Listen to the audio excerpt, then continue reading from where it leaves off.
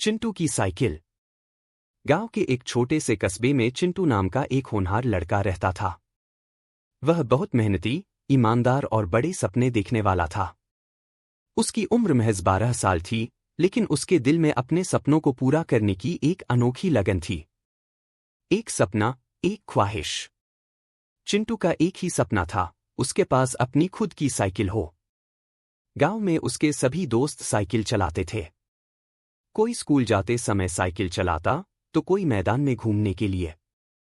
जब भी वह अपने दोस्तों को साइकिल पर तेजी से दौड़ते देखता, तो उसका मन भी करता कि काश उसके पास भी एक साइकिल होती। हर शाम जब वह स्कूल से लौटता, तो अपने पड़ोसी मोहन की लाल रंग की चमचमाती साइकिल को निहारता रहता। मोहन जब अपनी साइकिल को धोता और प्यार से चमकाता, तो चिंटू मन ही मन सोचता, अगर मेरे पास भी ऐसी साइकिल होती, तो मैं इसे कितनी अच्छी तरह संभालता। लेकिन यह केवल एक ख्वाब था, क्योंकि उसके पिता, रामलाल, एक साधारण दर्जी थे। उनका छोटा सा सिलाई का काम था, जिससे बस घर का खर्च ही किसी तरह चलता था। नई साइकिल खरीदने के लिए उनके पास पैसे नहीं थे। मेहनत की राह। एक दिन, जब चिंटू अपने पिता के पास बैठा था, तो उसने उनसे कहा, पापा, क्या मैं अपनी साइकिल खरीद सकता हूं? रामलाल ने प्यार से उसके सिर पर हाथ फेरा और बोले, बेटा, मैं जानता हूं कि तुम्हें साइकिल की बहुत इच्छा है, लेकिन इस वक्त हमारे पास इतने पैसे नहीं हैं। चिंटू की आंखें थोड़ी मायूस हुईं, लेकिन उसने हिम्मत नहीं हारी।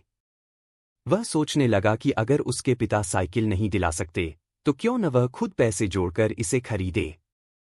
अगले दिन, उसने अपने पिता से कहा, पापा, मैं खुद पैसे जोड़कर साइकिल खरीदूंगा। रामलाल ने मुस्कुराते हुए कहा, अगर तुम मेहनत और ईमानदारी से काम करोगे, तो जरूर अपने सपने पूरे कर पाओगे। चिंटू ने यह बात गांठ बांध ली और अपने लक्ष्य की ओर बढ़ने लगा। संघर्ष की शुरुआत। अब उसने छोटे छोटे काम करने शुरू किए। सुबह जल्दी उठकर वह अखबार बांटने लगा।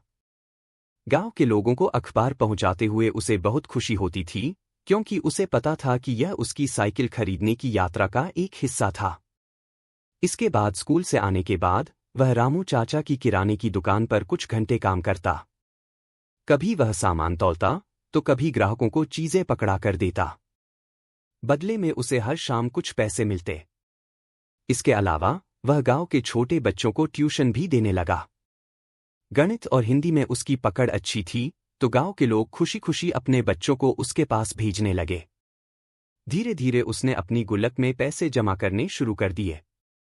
हर सिक्का जो वह गुल्लक में डालता, उसे अपनी साइकिल के एक कदम और करीब ले जाता। ईमानदारी की परीक्षा। एक दिन जब चिंटू रामू चाचा की दुकान से घर लौट रहा था, तो उसे रास्ते में एक चमड़े का पर्स पड़ा मिला। वह थोड़ा हैरान हुआ। उसने पर्स उठाया और जब उसे खोला, तो उसकी आंखें फटी की फटी रह गईं, उसमें बहुत सारे पैसे थे। चिंटू के दिल में एक पल के लिए विचार आया, अगर मैं ये पैसे रख लूं, तो मेरी साइकिल का सपना तुरंत पूरा हो सकता है। लेकिन अगले ही पल उसे अपने पिता की सीख याद आई, ईमानदारी से कमाया हुआ धन ही सबसे बड़ा धन होता है। उसका मन नैतिकता और लालच के बीच झूल रहा था। वह सोच रहा था, अगर मैं यह पैसे रख लूं, तो कोई नहीं जान पाएगा।